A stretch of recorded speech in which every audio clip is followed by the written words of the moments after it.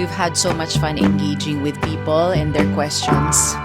And we actually received the message that we wanted to answer together. So ano ba yung message? Basa. Ikaw na lang magbasa.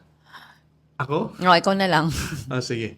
Hi, Miss Sonjia. I hope you'll have a content about staying at an unhealthy workplace and culture.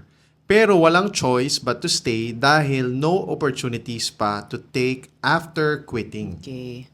So, yan yung question niya. So thank you for sending this question to us. Sagutin mo na, love. Ako na-experience ko nung first work ko. Super unhealthy talaga. Bakit unhealthy? Very toxic yung place. Kasi? Bakit toxic? What makes it toxic for you?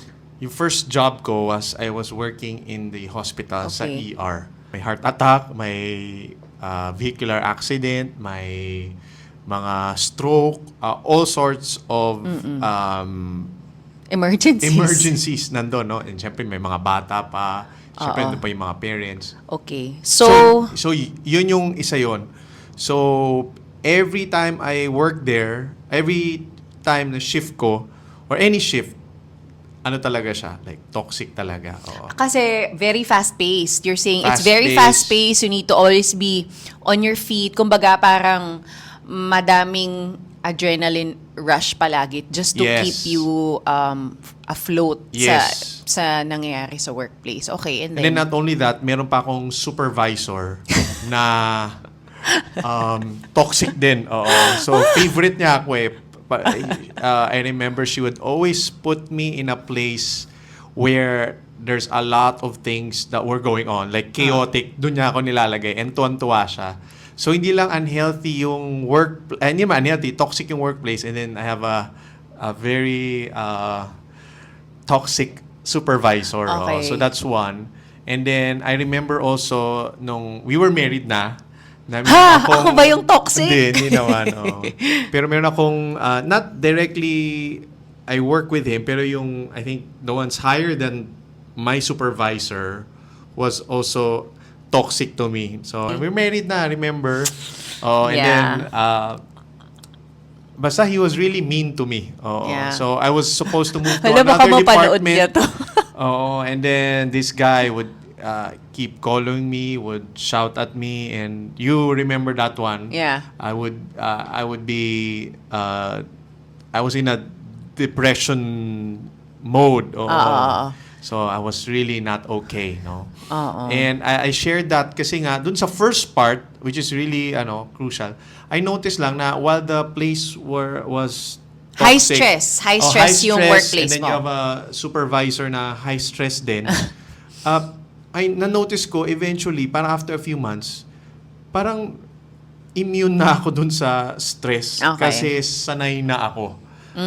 So parang Alam mo na I yung felt like, i-expect mo pagpasok. parang psychologically, when I go to that workplace at that shift and then knowing that my supervisor is gonna be there, mentally, alam ko, toxic to. So for some reason, I felt like everything was slowing down because sanay na ako and then naprepredict ko na it's going to be toxic. It's going to be it was unhealthy going into the shift and also working with that supervisor and like yung nga parang nasanay na yung katawan ko. So I felt like it was normal na. Parang gano'n. Kumbaga, hindi na siya, I think maybe the word would probably nga unhealthy.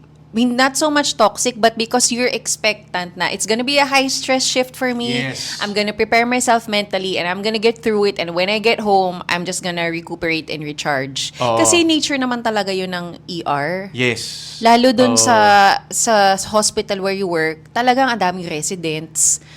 Ang dami laging involved. So, Dami mas nangyayari. madami kang...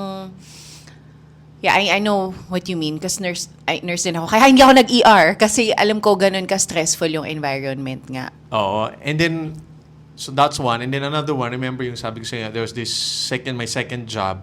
Meron akong boss na toxic Stressful! din. Stressful, no? And looking back,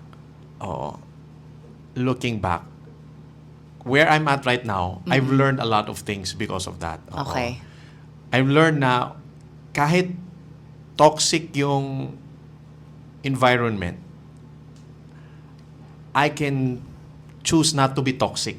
Kahit na unhealthy yung environment, I can still treat people right, which is what I'm experiencing now. Okay. After 7 years with that experience. Ngayon, I choose... 7 years after that experience with that stressful boss. Oo. Now, I can treat people, even though there's a lot of things going on in the workplace, but because of that experience, I know I didn't want to be that kind of leader. I wanna That be kind of boss. Because that now kind you of are boss. handling a team. I'm handling a team. Oo. And I want to be a kind of person that is kind. There's grace under pressure. And you want to treat people right. Right. So kahit na high stress environment ka, you can still choose to treat people right. That's what I experienced. Oo, okay. Kumbaga, kasi when you say toxic, by definition, it's deadly for you, right? And I guess any high-stress environment can really have that effect on you if one, parang hindi ka din mentally prepared for that kind of environment. And at the same time, pwede din kasi na, like, di ba, umalis ka dun sa first job mo, you knew, aalis ka dun kasi God was calling you out of that place already. Yeah.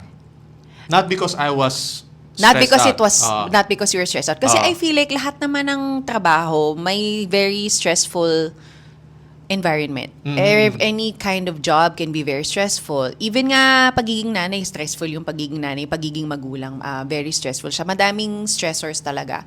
But I guess what's crucial is in addressing the question of this person who messaged us, not all stressful environments that you can maybe see as a dark place for you does not necessarily mean you cannot thrive in that place or you cannot bring life in that environment. So it could be one of two things. God can call you out of that place, like what happened to you. God called you out of that place, right? And in your second job, it was very stressful, but it's still the job that you do now. Yeah. So lumipat ka ng ibang department and lumipat ka din actually ng ibang location. But that's still the calling that you have now. And what you learned is now you know how to manage your stress better, and you know how to manage the people around you better, or the relationships rather that you have now. You're better prepared to manage. So I guess basing it on your question and what you mentioned, you can truly be called out of that place where you are right now if it's really stressful, or God could be giving you grace to stay. And if God is giving you the grace to stay, I feel like what happened to you, love, is you allowed those experiences to be transformative rather than punitive. Na imbes na yung dating sa'yo, pinaparusahan ako, pinapasakitan lang ako, you took it as, this is forming me into a better team player, into a better leader, into a better person. And I really see the difference in you. Kasi when you were in that different department before, uuwi talaga siya, uupo lang siya sa Minalab. Papahinga lang ako. Tapos mamaya guys, sumihilik na talaga siya sa sobrang pagod. Wala na akong kausap. Pero ito, yung pagod mo, iba, kasi mas mataas yung capacity mo ngayon, yung role mo ngayon, mas malaki yung may na-manage mong team, pero uwi ka talaga ng masaya. Diba? I think you've learned how to do that. So, God could call you out and God could give you the grace to stay. And now, addressing your second question na, paano kung walang ibang opportunities outside of that work, if you wanna leave and walang ibang opportunities? Like I said, if God is calling you out, if God's telling you to transition out of that workplace, I think it's a lie in our head that we believe na, naku kasi, I'm stuck here, wala nang ibang opportunity, wala na akong ibang pupuntahan, wala nang ibang pagpupulutan sa akin. What happened to me was, I was working a very stable job in the United States. I was working as a registered nurse booth na hindi ER. So medyo stable siya. But there also came a point where I was so anxious going to work. okay naman. Magaling naman ako sa trabaho ko. Kabisado ko ni routine ko. Magkasundo ko yung mga coworkers ko. Pero I was very anxious going to work and I was wrestling with God. Lord, ano ba? Bakit ba ganito yung nararamdaman ko? Are you calling me out of this place? Long story short, I quit my job. Okay? A high-paying job na hindi ko pa din yata na-achieve yung paycheck ko ngayon sa naging paycheck ko noon. He called me out and moved. Sana mayaman na tayo. Oh, sana mayaman na tayo, di ba? And I moved to the Philippines. Lahat ng katrabaho ko, bakit ka aalis dito? Hello, lahat ng Pilipino gusto maging nurse dito sa Amerika, tas ikaw uuwi ka ng Pilipinas. But I knew in my heart, it would have been a disobedience unto the Lord if I didn't move. I knew He was calling me here to pursue something different. And now I'm pursuing something totally different. Na every day is still an act of faith. But I just wanted to say, na where God calls you, the opportunities are gonna be there. Yes. The provision is gonna be there on the other side of your obedience. Kumbaga kung nandito ka and God's telling you, no, I need you to jump off the boat, come here, go to this other side, He'll be with you. He's gonna catch you off that boat, diba? Na the provision will be there when you get there. Will it be easy? No. But it will be one where it is grace-filled. So, I hope that that's helpful for you na two things lang naman. Yun nga, grace to stay or grace to leave. But either way, God's gonna be with you and it's one where it will be life-giving to you kasi kasama mo si Lord. You know what?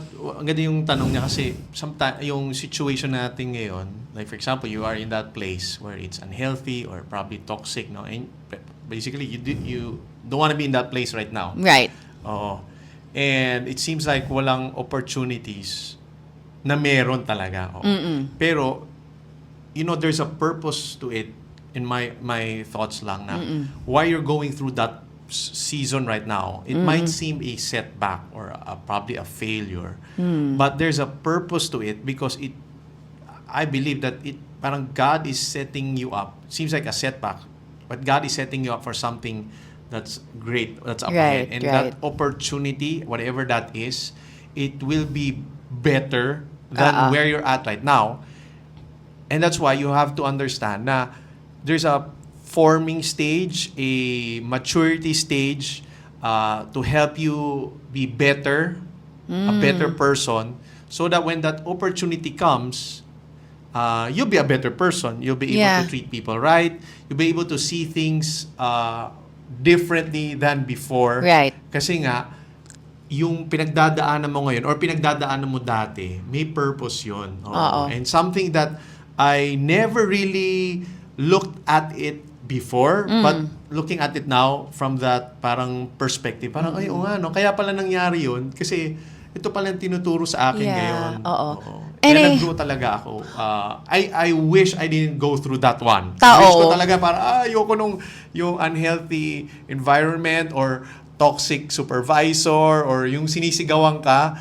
Ay, nako, talagang, I dread it. But there's a purpose behind it, and to be honest, it made me mature and it made me appreciate people even more. That I will treat others right, regardless of whatever, whether it's toxic or not toxic. I will treat people right no matter what. Yeah, and even now, I think God is still always in the business of preparing us for what's up ahead of us, and that's why we have grace not to worry about the uncertainties of the future because He knows, and at the same time, while you're in this, if you're sure na God's calling you to stay in an environment na you feel like, naku, unhealthy ba to para sa akin? But if God is saying na, no, I need you to stay, I'm giving you grace to stay, there can be life. Even if you feel like, kasi nga, pag dinefine mo yung toxic, it's deadly, it's poisonous, but there can be life where the poison or the toxicity doesn't kill you,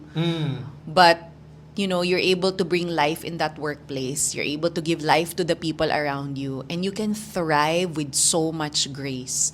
So, we're not gonna tell you to quit your job. We're not gonna tell you, to stay. But to discern.